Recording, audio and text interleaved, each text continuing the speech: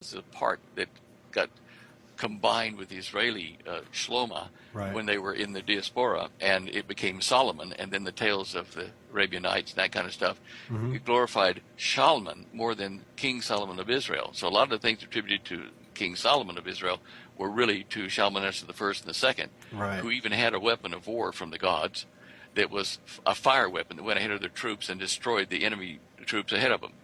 So there's great power and in the tale of Fire Shalmaneser or a the first laser. and second. Fire or a laser.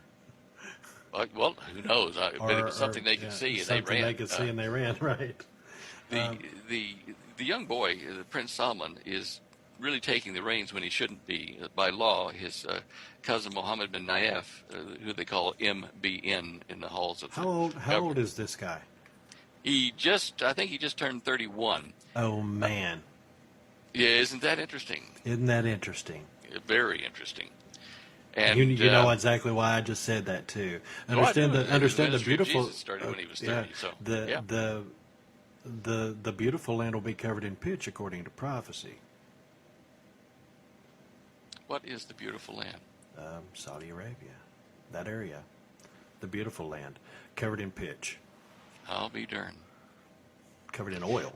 I mean, Well, if their oil is really dwindling, and they do have investments in shares and companies all over the world, it might explain the Psalm 83 war that's at our doorstep. Absolutely, and that's where I was leading up to that because all right, go ahead. At the end of that, we see these things that are happening in the well, let's look at Ezekiel 38 also. Last year, well, actually 2 years ago, if we were watching the news that was going on with ISIS making its moves into Syria, it was almost a commentary of Jeremiah 49.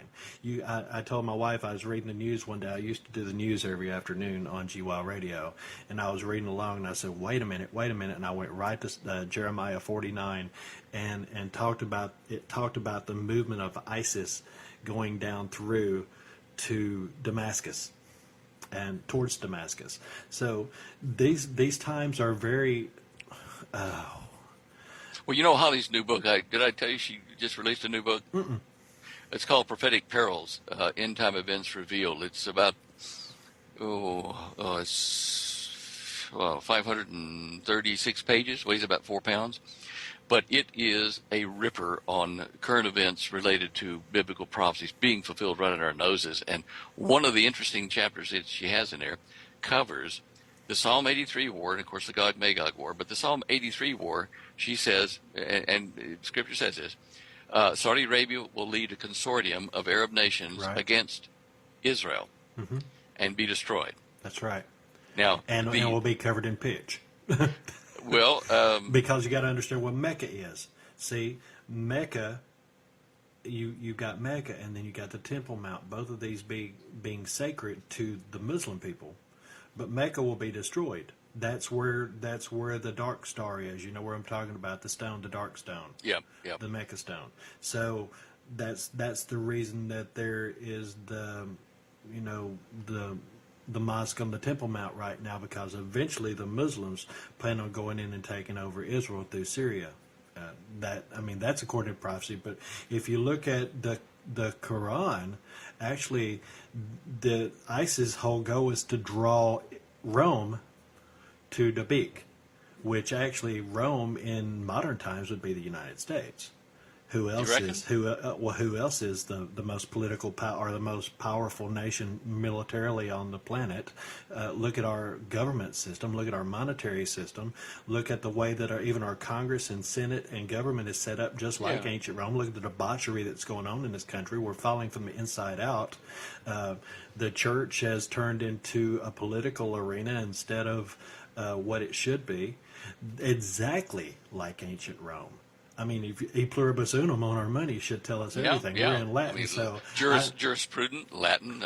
That's right. So we're looking at actually. I believe that ISIS looks if there is a plan, and there's always a big plan that we can't see the whole thing, but we see little pieces. ISIS is trying to draw the United States into a war in Syria. That's what they've always, because their prophecy says that Rome will be defeated. Yep. There I believe that. That's exactly what they're trying to do. That's why they've been goading the United States this whole time. Come get us. Remember this whole time. Come get us. But this is, I truly believe that this is part of the enemy's plan to get us to look somewhere else other than where something's truly happening, so we won't recognize who that son of perdition is. Everybody's looking at Erdogan right now, but after you tell me about this guy who's here and he's trying to make all kinds of deals on oil and gold and everything else, and he's 31 years old, I'm looking more at him.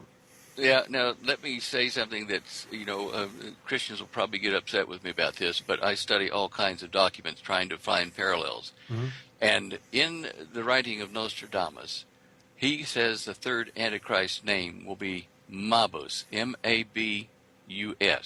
Yeah. Now, Mabus or Mabus, yeah. Okay, Mabus, all right. M-B-S is what they call Prince Solomon in the court to separate him from his cousin M-B-N.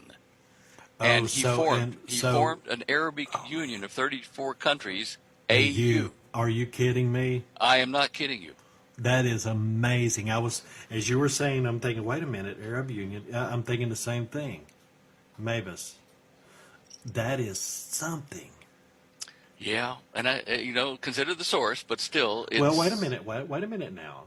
The enemy gets out what they want, okay? Whether Nostradamus was actually a seer, or he was given something by a darker entity. You know what I'm saying? Because people are given information, but they're not given the whole story. So let's say that the enemy gave that information for its followers, and I got to say it, the followers of the beast, down through the ages to recognize that person. Yep. Absolutely. Makes sense. Yep. I mean, why? I mean, there's clues. You know how the enemy works. There's clues. Let's look at the Georgia Guidestones. They're designed just like you're talking about in a circle for a reason. Right. I'd forgotten that one. I mean, now we understand why did they design the Denver airport as a swastika on its runways and have miles and miles and miles and hundreds of miles of copper underneath, and why on the floor of the Denver airport are there 7 different kinds of granite from all over the world, and why is there a Teflon roof on top of that airport on the Mile High City? See, are they building a big Tesla coil underneath that thing? Are they is it a big giant antenna? I think they're probably further west toward the mountains, probably in tunneling underneath. But could absolutely. Be wrong. Absolutely, but you got to understand that that is built on that's which Indian tribe is it? One of the Indian tribes right there believes that is the center of creation. And then if you go to the Mount Rushmore, there's another Indian tribe that claims that is the center of creation. If you go to the Cherokees, they believe that the center of creation is right around the Georgia Guidestones. So these American Indians believe that the centers of creation, all these centers of creation, they're putting up granite monuments. There's a granite monument at where the Cherokees believe the center of creation is, the Georgia Guidestones. There is a monument now, the Denver airport, with their big Lucifer outside. And then Mount Rushmore, where another Indian tribe, I think the Lakota Indians believe that it's the center of creation. There's a reason for this, Stan. The enemy does nothing errantly. So, so if you want to start looking at some stuff to figure out about this, these anomalous kind of, designs in the earth, mounds and things like that with circles and lines, you might want to start looking at some of these modern structures that they're rebuilding to bring in this whole kind of system. Interesting. Yes. Right down to the worship of Saturn, Saturnalia. Well, I watched a documentary last night on History Channel or something about the Greek archaeologists are reconstructing the Parthenon and the temple to, I think it's Athena. They're showing how they're carving the columns and putting them all together again. They're rebuilding this right in the middle of Greece, which was the ancient worship of these probably fallen ones of some sort. Well, then go to Nashville, Tennessee, and look on Google Maps, the Athens of the South, and look at the Parthenon there. That's got the big statue of Ishtar in it that they call Athena. Really? Absolutely. Nashville is the Athens of the South. You look right in the center of Nashville, there is the Parthenon. It's right in Centennial Park. I used to live close to there. Wow. Around Nashville, there is a beltway. It's called 265 off of I-65. There is a river that goes right down the middle of it. The Columbia, what river? The Cumberland River. Yep. There's a lot of interesting things that you see there about Capitol Hill. It's set into depression. Nashville's below sea level. So I want you to look into this because they got that Parthenon built there for a reason. They don't do anything for nothing. Boy, when you start putting all that together, it's amazing, isn't it? They say all roads lead to Nashville. Well, didn't they say all roads lead to Rome? Yeah. If you look on the map of the Southeast, every road, every major interstate goes to Nashville. Well, now, when you look at the woman that rides on the beast, the harlot that rides on the beast, now, the beast would be Satan, would it not, in that particular reference in Revelation 12? Beast would be the dragon, or the dragon would be Satan. The beast could actually be the... Sorry, the dragon is Satan. Right. The beast is the Antichrist, the first one, right? The beast, Antichrist, but the beast system is something different. So, the Antichrist spirit, and then there's the Antichrist incarnate. Okay, now what about the woman riding that now? Are we looking at, is that Roman Catholicism coming to the States? I think it's not just that. I think it's all denominations that are the offspring of the woman. Because if you go into so many denominational churches, they still think of the Pope as the leader. They still think of Catholics as Christian brothers and sisters, even though there's a big difference in doctrines there. And how many churches do you know right now, Stan, that have their doors open all the time and are feeding the hungry? Right now, where we live on the Gulf Coast, they had what was called spring break every year.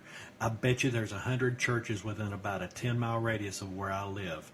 Right in the smack dab middle of it, not one church was standing up saying anything about all the garbage that was going on during spring break, because there was too much money coming in from all these kids coming into town. They didn't care what these kids were doing, kill each other, do drugs, get pregnant, whatever. They didn't care. The money shut everybody up. You have got to read Holly's new book. Talk about the scoop on the churches and how they're migrating back to the Vatican and all the Pope's work to try to That's make the Church it of world Laodicea. I mean, we're looking at Laodicea, and not just government and church. There was a separation of church and state, but then the 501c3 came along, and all these churches stepped up and say, "Oh yeah, we want that." Actually, it's a business license to be a church. It's a business in the United States. Yep. And then you're told what kind of doctrine you can preach. Yes. The Lord added to the church those daily such as should be saved, according to Acts 2. And we know how the church was established on the day of Pentecost. We know why there was 120 in the upper room. We know why that it was 40 days after Jesus went into, or it was 40 days after Jesus rose from the, or 50 days after Jesus rose from the tomb. 40 days or 10 days after Jesus ascended into heaven. So we're looking from Passover to Pentecost, 50 days, which is Pentecost, and the church was established on that day. And Peter said, this is what Joel said was going to happen. This is Peter quotes Joel of Joel's prophecy. This is what Peter said: the sun will be dark and the moon will be blood, and this and this and that and that. The Lord added to the church daily those that would be saved, and they could continue daily in one accord.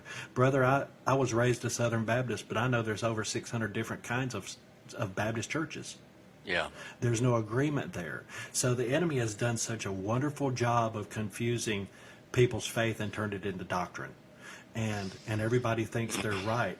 So I'm going to tell you what changed my heart, what changed me, brother, and I'm going to give everybody a little bit of my testimony. Just take a second. I was going right down that same pit.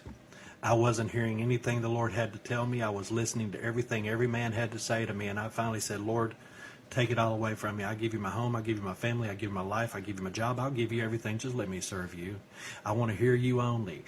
And I had to forget everything I was ever taught, Stan, by anybody in the church. And I picked up God's word, and understanding the Lord had revealed it to me that we're in the creation process and that Jesus Christ the cross was the center of time, where we go back and take a U-turn back by faith, doing the same walk that Israel walked to the cross. We're going right back through those same things, right through it, back to the Garden of Eden, going back through time, back to the future, and doing it by faith.